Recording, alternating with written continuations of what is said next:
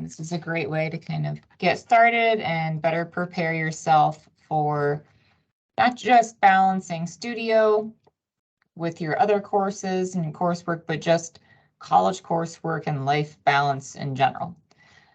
So I think without further ado, we'll jump in and introduce our presenters, which is myself. I am Alicia Rayner. We have next is Federica Gardner, Troy Rosenbaum, and Corey Piazza. So you might recognize all of our names and faces from the advising office because we are also all advisors for you. So we will be your presenters today. So if you have questions, please feel free to ask us in the chat, or if you're feeling a little shy, you can always reach out to your advisor afterwards as well. All right, and so we will be starting off with just a brief outline of what we'll be covering today. So studio culture, time management, some study strategies, resources that that Kent State provides, both internally and externally. We have a panel of students and faculty members that you can pick their brains a little bit at the end. And then at the very end, we'll have our attendance and evaluation for everybody who's here for your FYE course for assignment number 3. So the biggest question that I think we'll be covering over today is, what is studio culture? And so we've broken that down into 5 points, really things that are emphasized within studio culture. And so a sense of community with fellow students as you'll be working with the studio spaces, asking questions, getting help from one another, brainstorming and bouncing ideas off of each other, interact, communicate, and collaborate. And studio can be some of your best work, especially in that environment. So a lot of the stuff that you'll be working with, it's more than just going to class, getting some content that you're going through and then kind of regurgitating that. You're actually emphasizing it, and it's a different environment than you've probably experienced or will experience when you're going through studio itself. And so there are different ways of learning that you may or may not have experienced during high school or even right now in your classes. So completing mathematical equations, conducting research, writing. What were the other ones? Oh, there you go. Reviewing information, studying group projects. But this last one here, the creative works in the process of making, probably have not experienced as much compared to the other 5 different ways. And so for that, to give an example of what that is, let's say that you have a total of 12 assignments, let's say 10 drawings and 2 models that you have to complete for studio.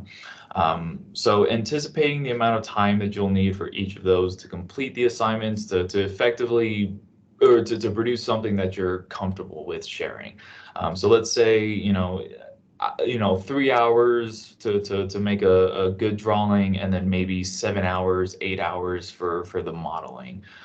So that's how much time you anticipate that you'll need to complete those assignments. Now, you'll want to estimate that time by, or you'll need to multiply that for maybe 2 or even 3 times. So instead of the 3 hours for the drawings, you're looking at either 6 or 9, or for the models, as I mentioned, 8 hours, you're looking at anywhere from 16 to even 24 hours.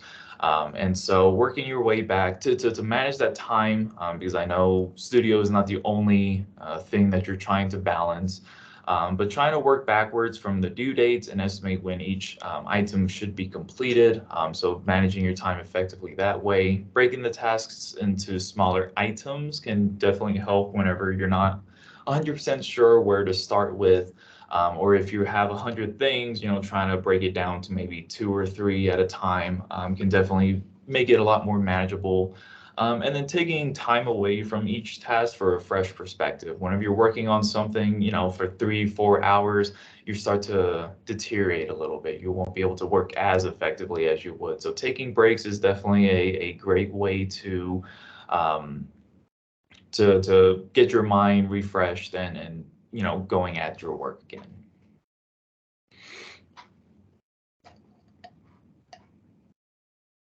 Okay, so time management, it's a poorly worded concept because you can't really control time, but there are ways to effectively use the time that you do have. And so on the next slide, we have a couple of ways that you can utilize your time by seeing the bigger picture of what you can or what you want to accomplish instead of working on little things, trying to look at a bigger perspective sometimes, having the discipline to stick to your plans and goals, creating realistic plans for accomplishing tasks, breaking tasks down into smaller chunks, like I mentioned, finding out and using what motivates you. So maybe in between your breaks, maybe walking around. Maybe for me, for example, I always like vanilla Coke. So that's like my little treat sometimes if I'm have done a lot of work for the day or something like that. It's good to treat yourself every now and then to motivate you. And then working smarter, not necessarily longer. So learning different ways of doing things and producing the same results efficiently is a great way to manage your time more effectively.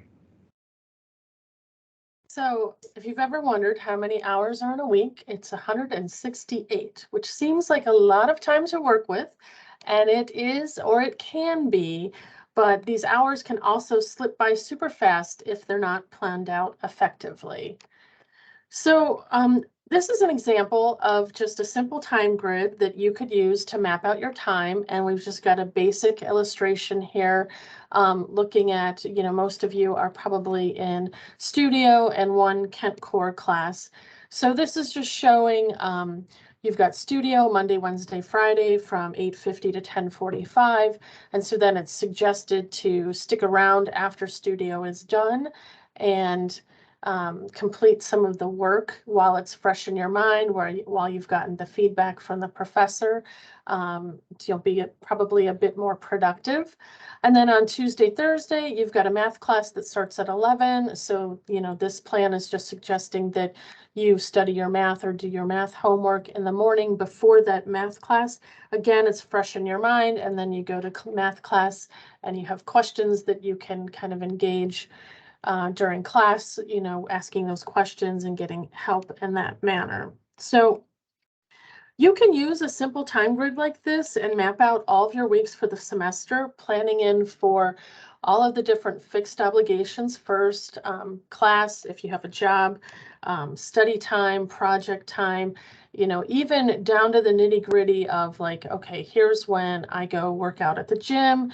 Here's when I'm eating breakfast, lunch, dinner. Here's where I'm showering and getting ready for my day, travel time. I mean, it's up to you how nitty gritty in particular you want to be with mapping out your time.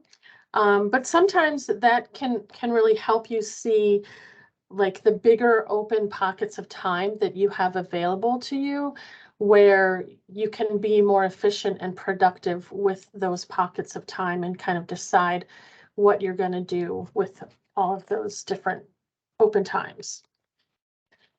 So the research suggests a 2-to-1 study ratio for your classes. So for a 3-credit-hour class, that would be 6 hours of study time per week. So if you're carrying, most students are averaging a 15-credit-hour semester course load. So that would be about 30 hours per week of studying outside of the classroom.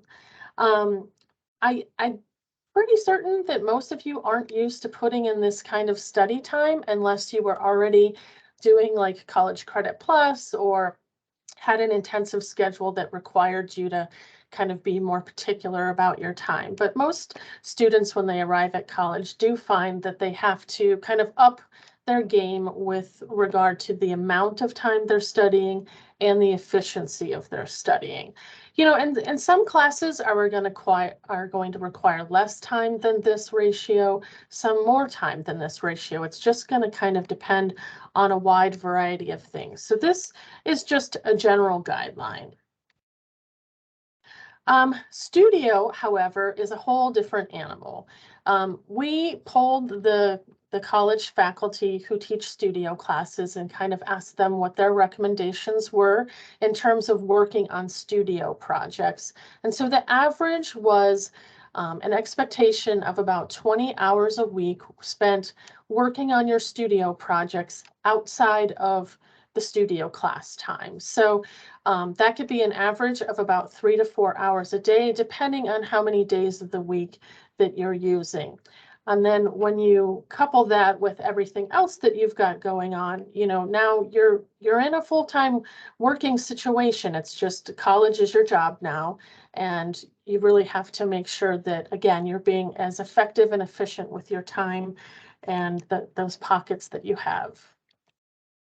So we suggest to do that, you work smarter, not harder. So use those small pockets of time to maybe get some quick homework done that you could get done in 30-minute block.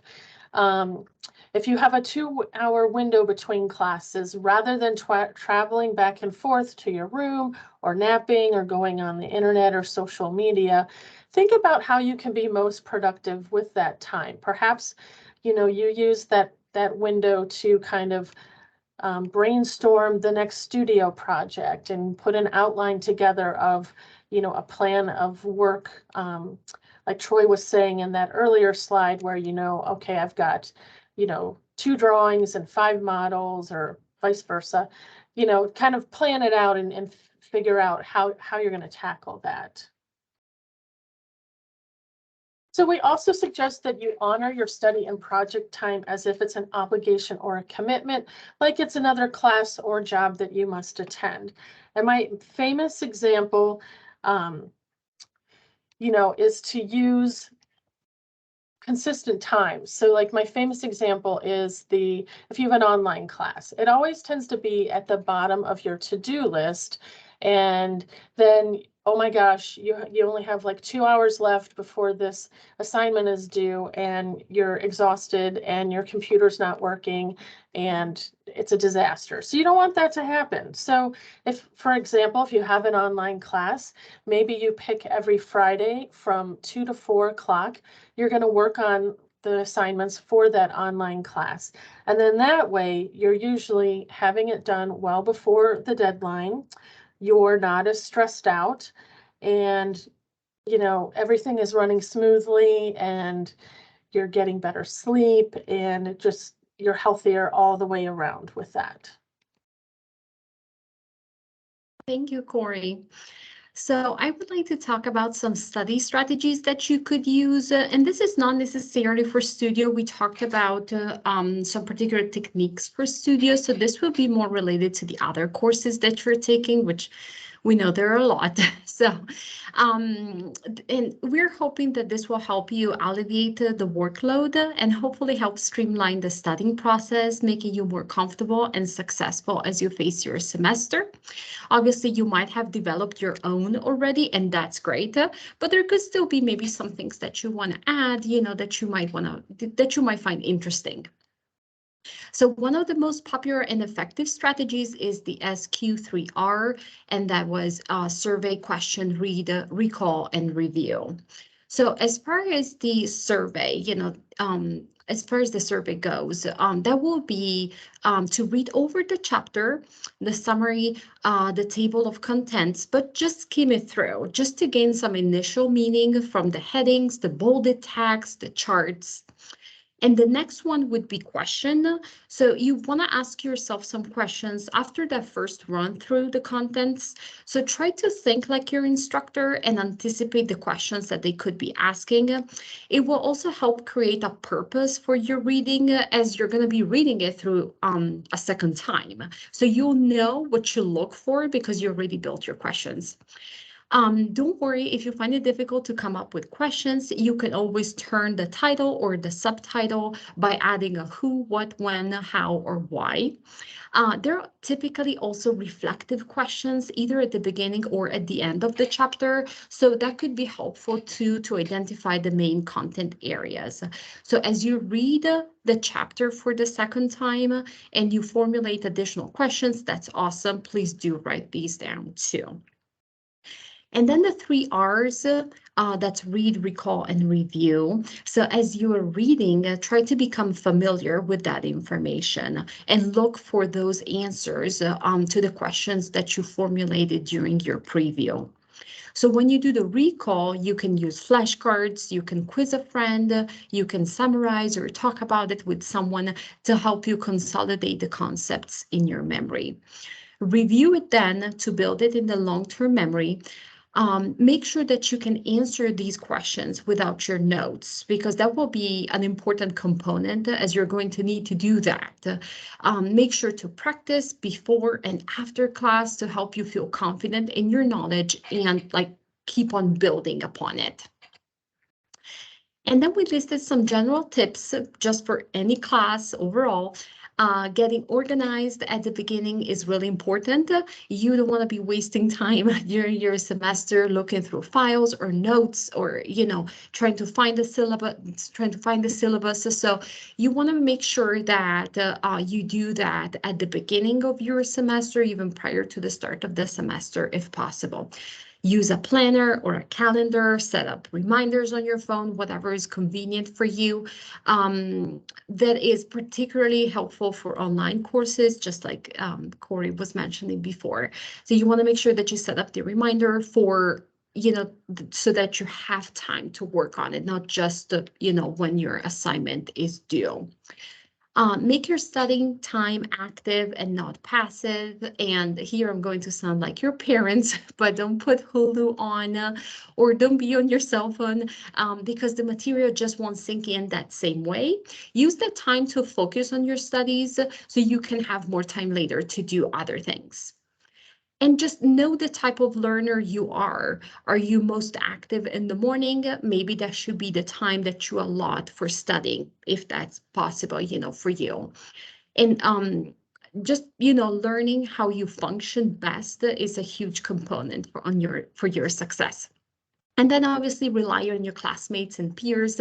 They're going or went through the same thing that you are right now. So don't hesitate to reach out to them.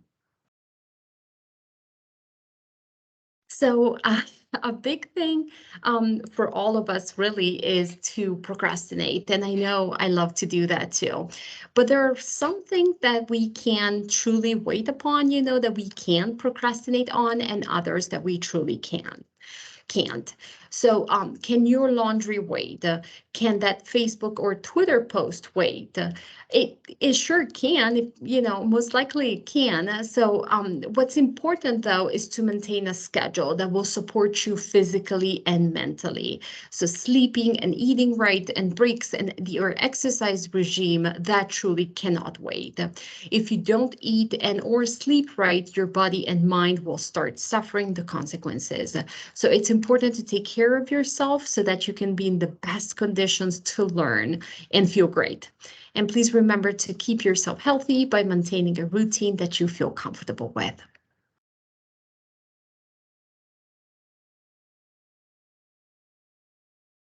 I think you're muted, Alicia. I'm sorry. Thank you. I just realized it was warning me. You're talking and no one can hear you. So hopefully you can all hear me now. So we also wanted to go over some study apps that are they're available on your cell phones. Because we know that most students have a smartphone close to nearby, if not already in your hand currently. You can also access most of, if not all of these via the internet. So you can always pull these up on your laptops as well. And these can be really handy because you can kind of do a little bit of like self-care multitasking along with studying, which is kind of nice. So if you're on the treadmill and you have your phone out, you might be able to do some of these things as well. Or if you're, traveling, if you're on a bus, something like that. So I'm just going to go over some of these and give you a brief description of them so you know what they do. Quizlet is probably one of the most popular ones. A lot of students use this. This is super handy, especially for those history courses like art history, global architectural history 1 and 2, understanding of architecture, anything like that's really, really handy for some of that rote memorization that has to happen. Where you're practicing dates and terms and things like that, because Quizlet is built to create flashcards that are digital. So this is a really great app. I believe students are actually able to get together and they can make flashcards on here and share them with each other. I would encourage you to make your own because doing the making process, you're actually already studying. So once you've made them, you've studied them twice, or you've heard them, you've created them, and then when you look at them, that's the third time you're already reviewing that information. So doing it yourself, while it takes a tiny bit more time, you'll probably realize that you're learning it a lot faster. So the next would be the Khan Academy, and these are like little short educational videos, and they have them on like every topic. So those are super handy if you're like, I'm kind of vaguely familiar, but I want a refresher on something. You can pull these up to watch some short videos. Wolframa Alpha, you can actually ask questions and it will give like algorithms. So that's kind of a nice one. And the Sound Note, I think, is super cool. This does audio recordings while taking notes. So you can actually record the lecture that you're sitting in class listening to while you're taking notes. And you can actually do sketches along with it. And if you get lost in your notes somewhere and the teacher is speaking too quickly, you can actually go to your notes in that section and it will pull up that section of audio so that you can re-listen to it and catch up on those little details that you may have missed when you were like furiously typing. I do warn students, please make sure and clear this ahead with your instructors. Not all instructors are okay with being recorded because it is their personal information and research that they're sharing. It's their academic property, essentially. So they appreciate having that request put in. I haven't really heard of very many, if any, professors saying no, though. But you'll want to ask that just to kind of give them clarity. And then the DIGO is really great if you're doing research. I think this will probably come in really handy for architectural discourses as well. Because you can annotate, you can highlight, you can organize your research, web pages and PDFs, and kind of keep everything from being a cluttered mess. Because I know when I would do research, it all ended up just being like a favorite bar on my web browser, and then there was no organization to it. So this keeps everything like kind of in a nice, quick and easy way to access what you need to access while you're working on research and doing papers, things like that. And then LinkedIn Learn has become a new great tool for our studios especially, but really anything. There's tutorials on here for everything. So I personally use it for things like Excel because I'm not great with Excel. For a lot of you, if you're in studio, they do have tutorials on here for things like Rhino and Revit and CAD and all kinds of different things. So LinkedIn Learn can be a great tool to use if you're unfamiliar with one of those computer applications that you're trying to use in your classes. All right. So there are other resources that are less digital, and that would be university campus-wide resources. So the Academic Success Center, which is in the Q, so right next door to the Mac Center, near the Student Center where all the food is. That houses our Academic Success Center. The Academic Success Center has tutoring. They offer learning skills workshop videos.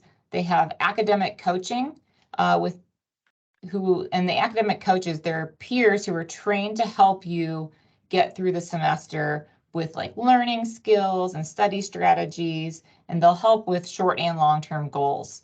So these are really, really great resources. They've also just instituted a new one that's like Academic Success Plan on the website. You can go on there and it will give you all the resources once you log in that are specific to the courses that you are currently registered in. So if you're looking for tutoring, it'll pull all the options up for that. So that's a really, really great resource that they've newly added to their wide range of offerings. And then we also have the Writing Commons on the 4th floor of the library. The Writing Commons will assist with composing and revising and brainstorming and drafting, editing, publishing, all of the research strategies, all of that.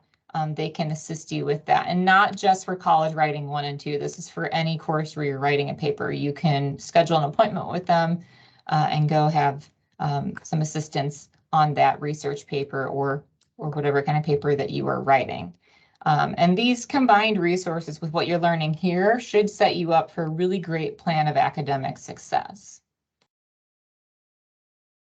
So these are some of those learning skills workshop videos that I had mentioned. So frequently we offer, there's longer ones that are help. I ran out of time, so this will help you with, being strategic with your time management, kind of on the same level that we're talking, but a little bit more of like the standard academic, less studio. They're not going to tap into like how to handle studio culture and things like that. They also have one on online learning, so it kind of goes over some of the online learning tools that are available to you, because that is kind of a new animal for a lot of us.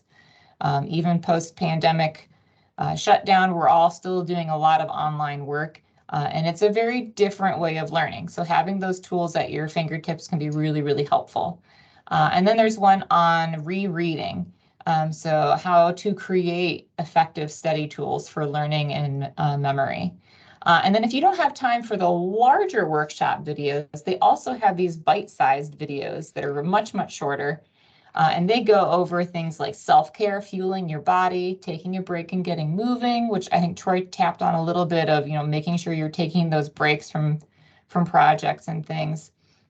How to form an online study group, intentionally using your time, staying organized in online coursework, because that is really important for online classes. I think even more so than in person, because it's very easy to let that work kind of slip away and slip aside and not notice it for a while, and it piles.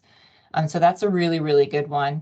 How to take notes for yourself. A lot of people don't really know how to take notes in a shorthand kind of way. And if you're trying to write down every single thing that someone is saying, it's almost impossible to keep up with all of it. So this is definitely like a learned skill. And then asking questions.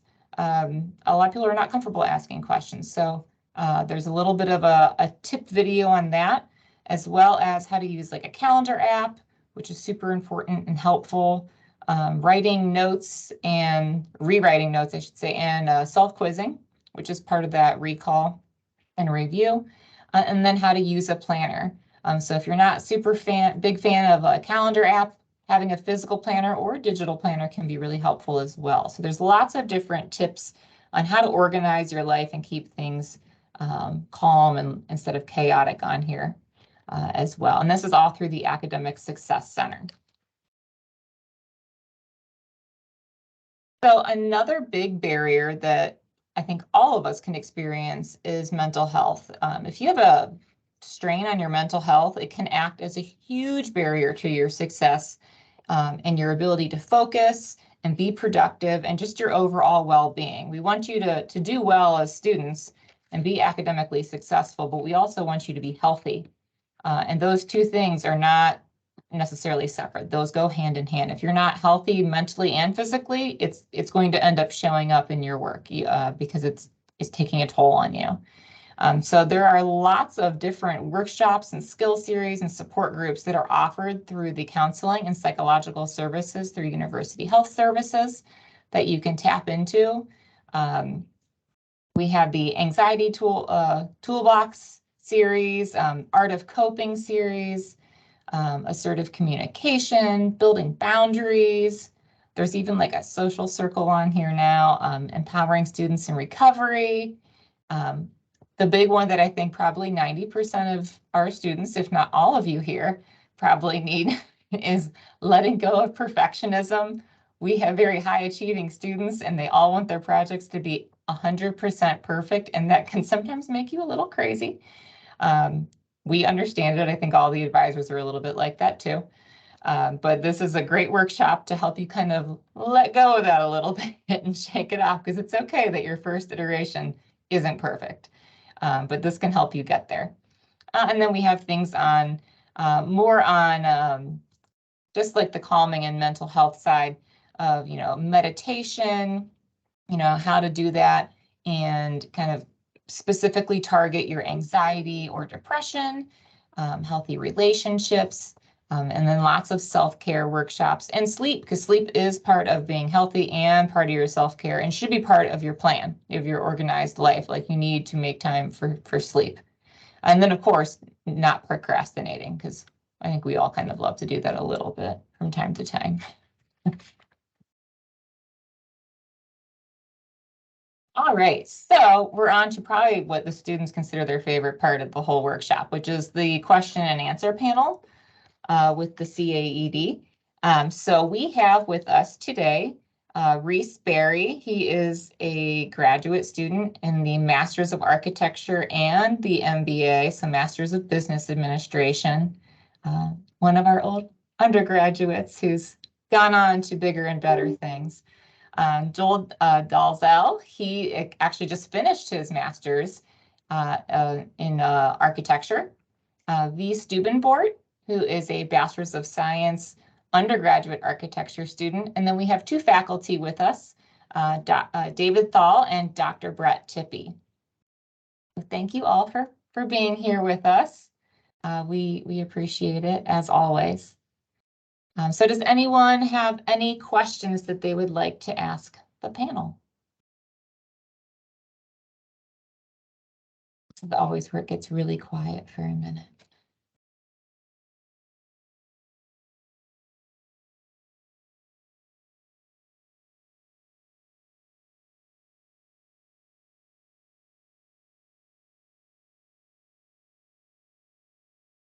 Is anyone really still on the call? I know everyone just went to sleep. They're like, Alicia talked for so long. Of course. I'm very chatty. I apologize, guys. I'm a very talkative person, so you have my apologies, everyone. So I'll ask a question. How do you avoid the pitfall of like working too long on a project? Is there a good strategy for that? I can comment on that, and it also looks like we got another question in the chat, but I'll tackle Alicia's first. So I think like kind of knowing your stopping point, because you can work on studio forever and ever and ever and still feel like there's more that you could do. But if you just keep working, you're eventually going to get burnt out, and your work isn't going to necessarily kind of take you in the positive direction that you're looking. So I think most importantly, just kind of recognizing within yourself, like taking little breaks every so often, or just like calling it quits for the night. So sort of just finding like when those timings are right for each person is really important to avoid, burnout or not moving your project in the direction you want.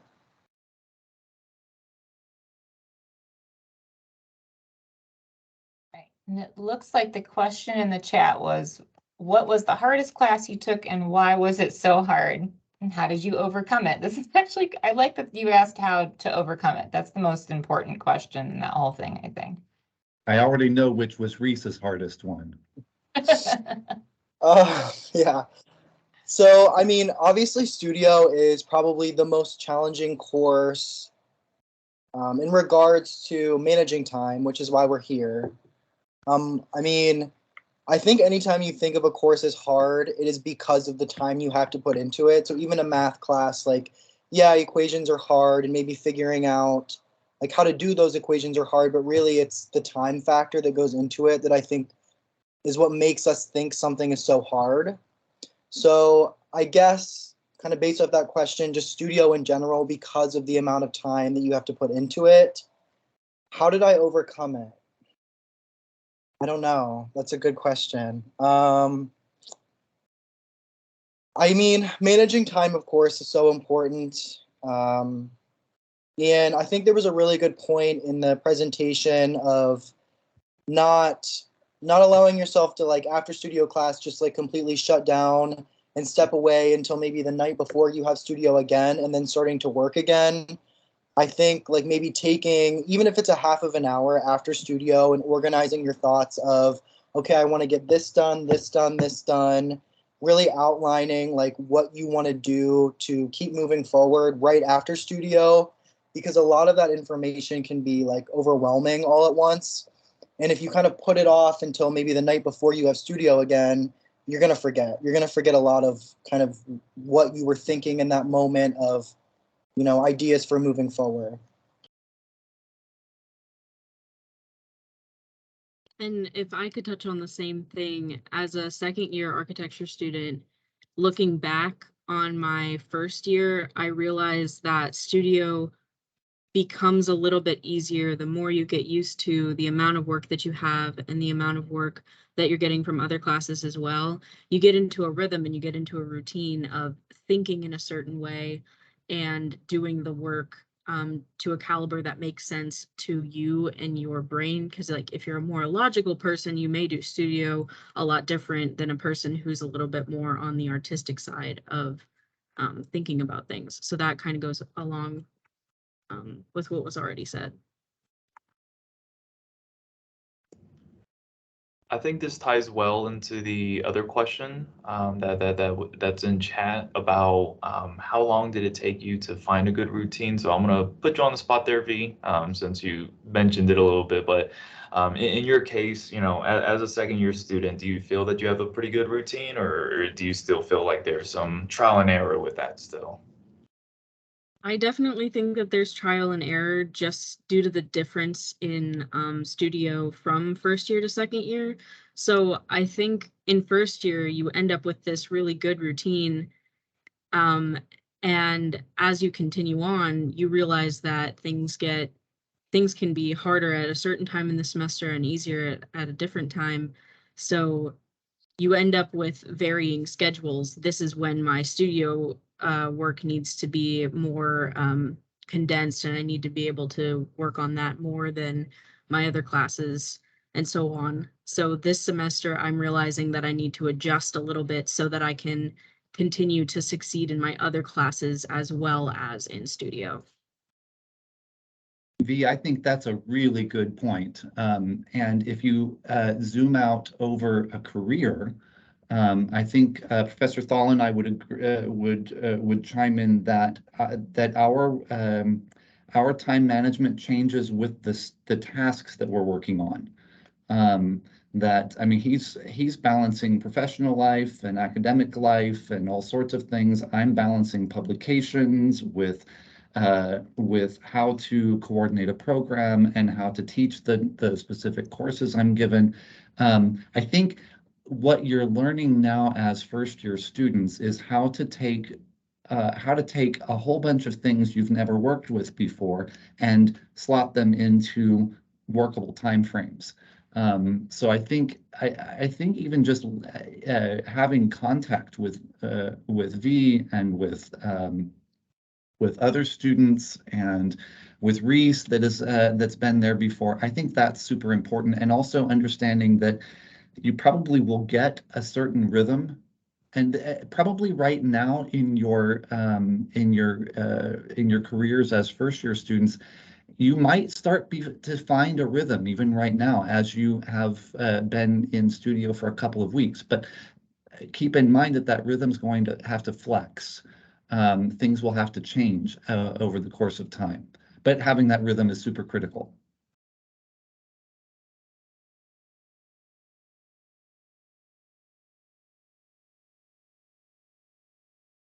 Got a couple other questions in the chat there. So the next one is, what was the smallest time crunch you've had? And how did you come out on top achieving more than what you originally thought you would? So a productive but small time crunch. I can't think of a specific instance right this second, but I mean, there's going to be a lot of time crunches, especially with studio. And that can happen with maybe falling behind on work, or it could be something as random as a computer error or something, print's not working, or file crashes when you have to present something in 10 minutes. I think achieving more than what you had originally thought you would and coming out on top of that, I think not waiting, so not procrastinating, is kind of the best way to make sure that these things don't happen, because there are going to be a lot of unforeseen things that do happen, even if you aren't procrastinating. So if you have the majority of your work done, you can kind of handle these problems last minute, even though you don't want to. So, I mean, staying on top of your work and not waiting till the last minute is probably the best advice here, even though the question was, what is the smallest crunch you've had? Don't wait to have a small crunch. That's a scary thing, but yeah.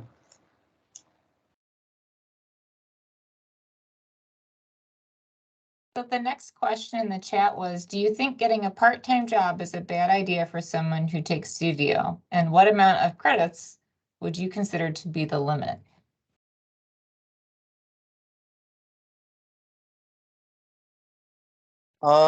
So I wouldn't recommend a part-time job with studio. I think the university offers a lot of like very good jobs, even within, like, I worked in the dean's office a lot throughout undergrad. So being a student worker there, and the university like very much so considers that you are a student and that you have like school is your first priority. So I think if you're looking for a part-time job, doing it with the college or the university would be best. But then making sure that you do always prioritize your schoolwork. And if you have to kind of take a step away from that part-time job, just be ready to do that if it's what's best for you. I think from watching Reese in the dean's office, it was, I think, really interesting for Reese to see how things happen behind the scenes. But I would say the same thing would happen if you're working as a digital assistant, or if you're working in the Fab Lab, or if you're working in the library.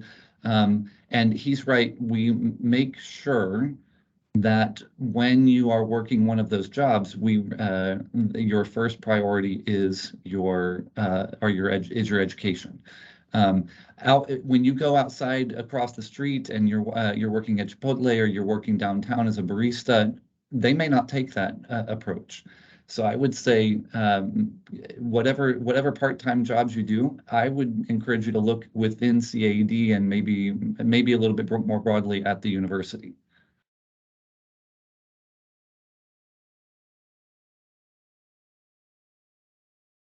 And this is David. Maybe to chime in with that, I think it depends on each individual. So I think some students who are athletes, or students that have part-time jobs, actually by having that extra thing actually are better time managers. So I think it really depends on your personality. So.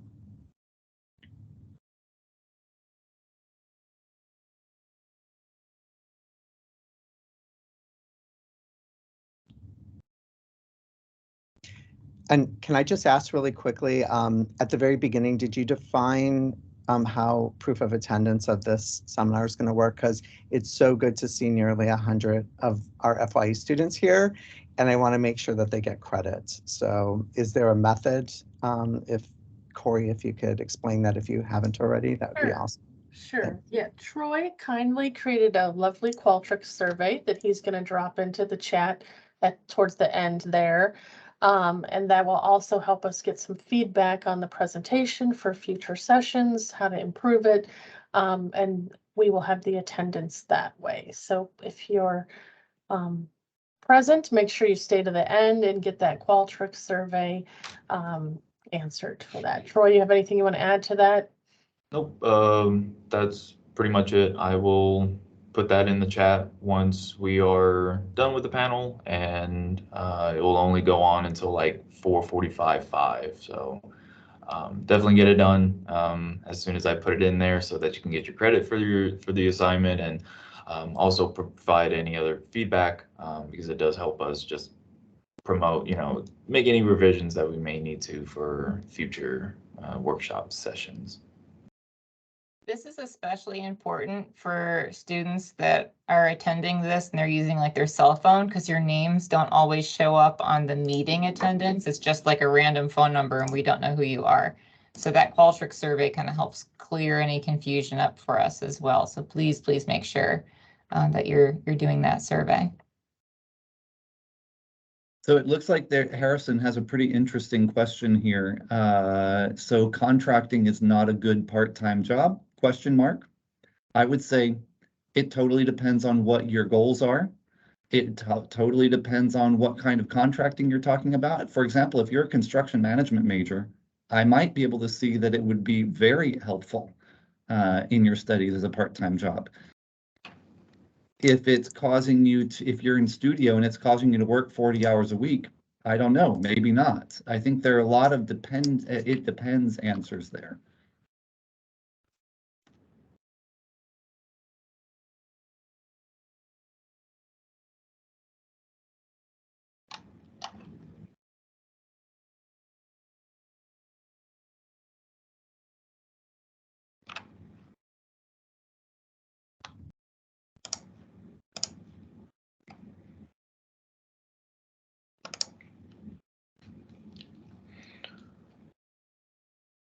Let's ask the faculty, what advice do you have for students in the first year studios, or what do you want them to know? Like, what's the biggest tip going forward? I'm sure you probably have already covered this in class, but just to kind of really hit it home, what's the one best piece of advice for first year students in the studios? I mean, I suppose I can start, and really it's chiming in on something that Reese said earlier in one of his responses of not waiting until the night before studios done. I think that what you'll find is in studio, you'll probably hear your instructors ask for iterations and more iterations and design and process. And it's very hard to do that the night before the morning of a project being due. So the idea of staying after studio and sort of thinking things through on that. Let's just say it's a Monday, Wednesday, Friday.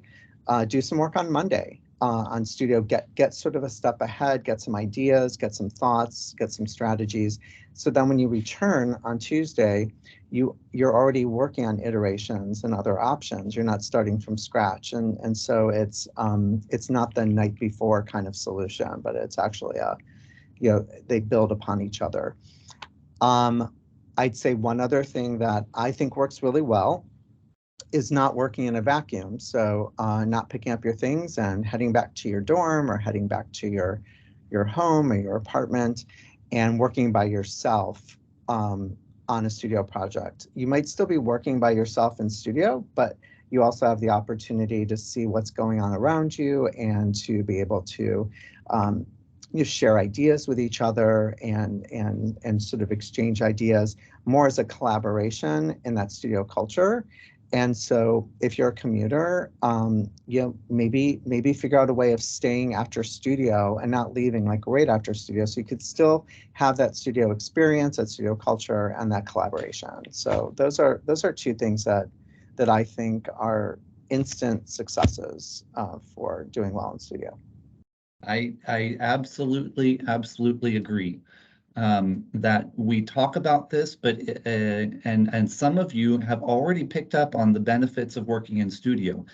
Others of you, I think that some people, I know that there are some of you that have family responsibilities and other reasons why working in studio is more difficult, but this isn't just lip service. The studio is the right place to do your work. If you are one that just likes to work at home better, and you haven't worked in the studio yet, you haven't experienced the dynamic interplay that exists between students. I remember when Reese was in my studio and he sat right next to Carson. They talked all the time to Tyler. They talked all the time to Diamond. They talked all the time to I'm trying to remember who else was in that studio. They had a really good studio culture, and their projects were better because they were talking to one another. While I wasn't there, they were critiquing each other's work. They actually, I think Reese would probably say that he may have learned as much or more from his classmates than he did from me, because they were there together at all hours of the day, encouraging one another, cheering one another on, struggling through everything together. So working in studio is absolutely the best way to get your creative juices flowing. And I also want to underline what Professor Thal said. When you don't wait to the last minute, let's say when you get started on the project right away, after it's assigned, you have time to iterate through different ideas without the pressure of a deadline that's coming in 8 hours. So I think that's also critical.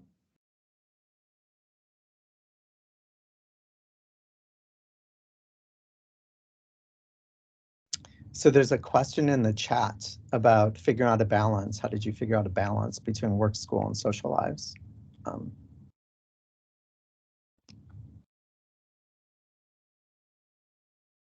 I can kind of comment on that a little bit. Okay, great.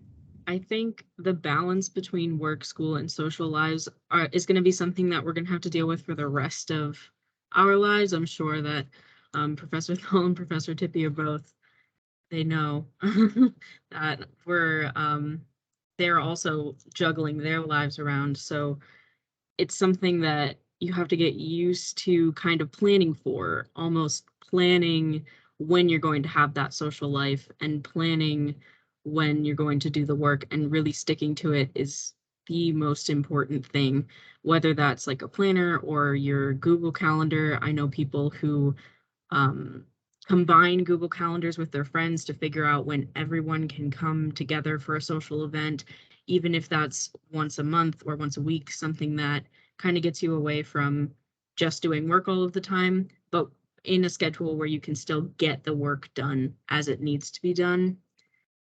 Making a schedule is what I suggest, however you do that.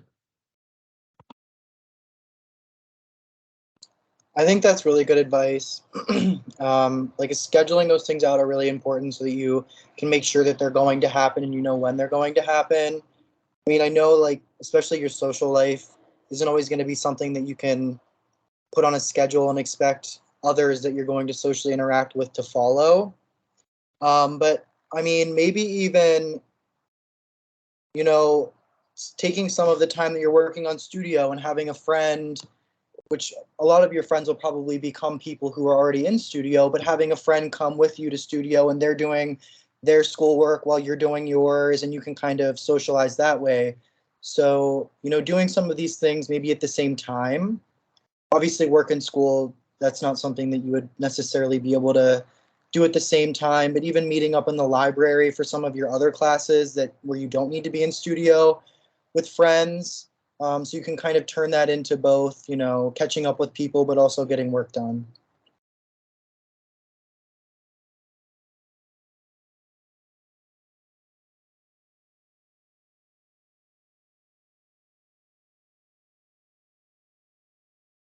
Maybe another interesting point to that question is that when you are working, you are socializing. When you are socializing, you're also caring for one another. So I think part of that is maybe something that I have to remember every time is that the people that I work together with, they're also my friends. And so and my friends are also my family. So I guess maybe it helps to take down some of the harsh boundaries between the different groups that are in your lives. I don't know if that maybe makes sense. But I think what's also important is to have a separation as well. I mean, there's something about, you know, planning a trip to Chicago with some friends, and it's all about just sort of decompressing and getting away from work. So then you just time manage and do more work leading up to that weekend, or, you know, just making dinner together instead of ordering in and eating at your desk while you're working. Like that blending together can be not a good thing sometimes. So I think it's really important. I'm really glad that you asked the question, because I'm a very social person, and you know, I think it's really important to have all those things as part of your life, because it'll make for a better wellness and better self-care and everything. So and like V said, you'll figure it out. You'll figure out that balance, and it's going to change. It's going to shift. But definitely get out of studio. go see a movie, go work out, just take a walk, and there's, that's going to be as productive as and maybe make it more productive for when you are back in studio doing your work. So maybe think of it that way as well. But there's lots of ways to thinking about it.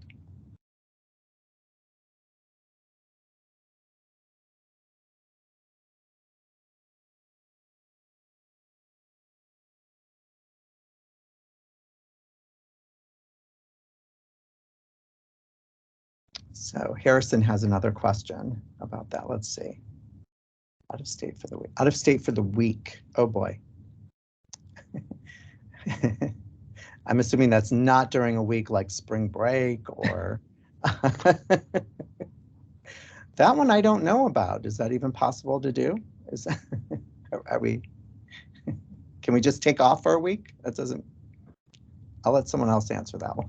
I mean, a week, I don't know, but maybe a weekend. I do know that specifically for myself, that in the fall, there are a lot of birthdays. There's a lot of people who want to come into town, or I go out of town and things like that. So time managing and looking at weeks or months at a time when you do know that you have a busier schedule in October or a busier schedule in September, or you're planning on going out of town for the weekend or something like that. The best way to time manage then is to manage not only the time that you're working, the time that you're socializing, the time that you're doing schoolwork, but also the time that you're eating and sleeping and those kinds of things. So maybe making sure you get 8 hours of sleep a night, or 6 or 7, however, whatever kind of a person you are, however much sleep you need, and making sure that you're using the time from when you wake up to when you go to bed, and using all of the time that you possibly can, as well as eating, because that's important. Yes. I think this is something that I find kind of surprising, actually, when maybe I'm old school. But it is something that we notice as faculty members, that there are occasionally students that will come to me and come to us and say, hey, I'm going to be gone for a certain week in October that doesn't coincide with spring break or fall break. And there's not a whole lot we as faculty members can do about that, because we don't have the ability to simply take time off during the semester.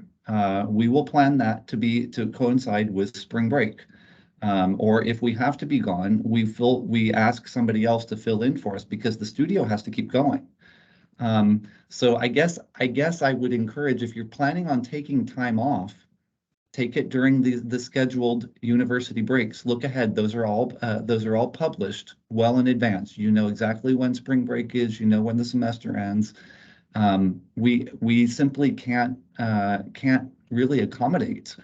Unless it's for an illness, or unless it's for a death in the family or something like that. So I would be very proactive in planning your vacations around your school schedule. This is your job. For a KSU event, that's interesting. If it's athletics, we have to find a way around, for example.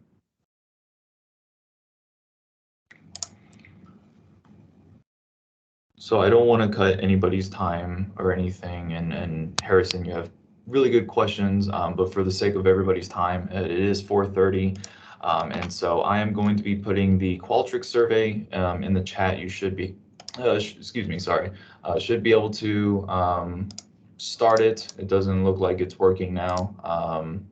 Let me fix that real quick.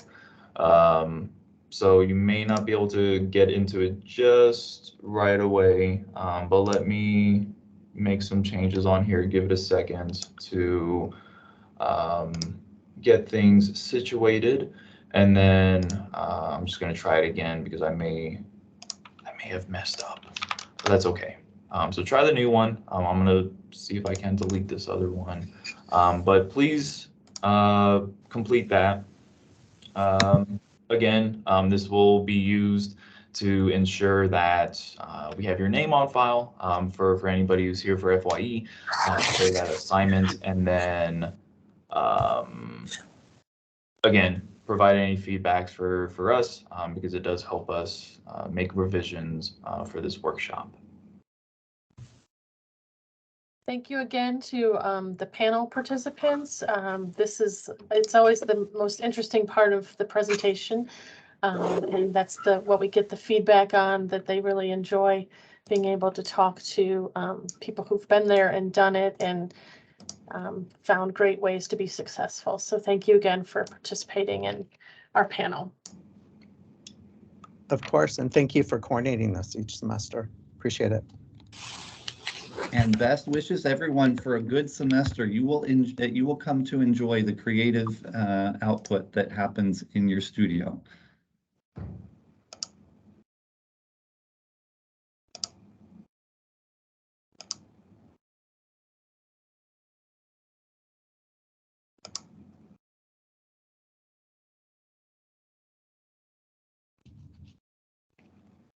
All right.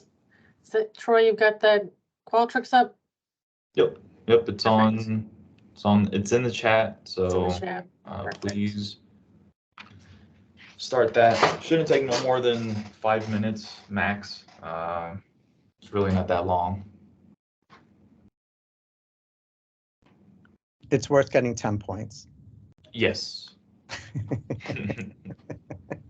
I was wondering if we should say, okay, you can get some more bonus points if you ask a question in the chat.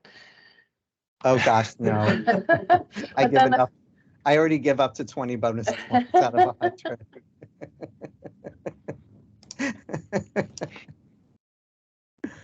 All right, well, thanks everyone.